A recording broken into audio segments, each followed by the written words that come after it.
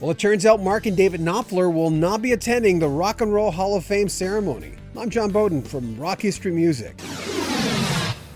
Well, every year there are high hopes and a few disappointments when it comes to the Rock and Roll Hall of Fame. Steve Perry and Journey, Steve was there, he didn't sing. Richie Blackmore and Deep Purple. Peter Cetera didn't show up when Chicago was inducted. So in some ways, it's almost that last hope for some fans that maybe something will happen. Well, as of today, we've just found out that Mark Knopfler, who's kind of a recluse, well, I'm not sure if he's a full bona fide recluse and if he's got his calling card for it, but he doesn't do a lot of public stuff. And his brother David are not attending the Rock and Roll Hall of Fame ceremony. Keyboardist Alan Clark released the following statement. Well, here it is, and it's official. Myself, Guy Fletcher, and John Illsley will attend this ceremony, where we'll be performing an unplugged version of Telegraph Road, with me on harmonium, Guy on ukulele, John banjo, and a vocal performance of all three of us in harmony. The ceremony is on April 14th in Cleveland. David Knopfler says, the Rock Hall reneged on his travel costs. Quote, in their wisdom of promising to pay my expenses, they reneged on their promise. I can well understand with the only $5 million a year in sponsorships and $1,000K a table and no fees for the artist that paying my taxi to the airport must have given them heart murmurs. He also went on to say there would be a cost to his visa and the whole thing would be an expensive affair. When it comes to the Rock and Roll Hall of Fame, the artists are not the ones making money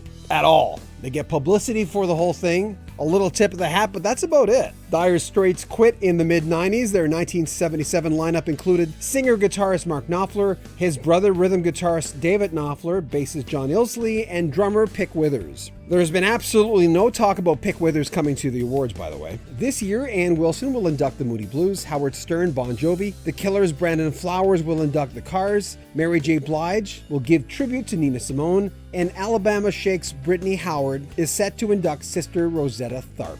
Prime tickets to the Rock and Roll Hall of Fame can cost you between $3,000 and $100,000. I don't go to award shows, and as you know, we don't really cover too much award shows outside the Prague Awards. And our communication with those guys has been terrible. And the Rock and Roll Hall of Fame, which we have no communication with. A lot of fans seem to get great enjoyment out of the Rock and Roll Hall of Fame, while others say it's a farce. What do you think?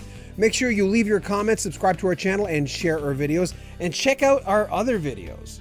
And in the description, there'll be a link to our sister channel, which looks at top 10s. I'm John Bowden from Rock History Music.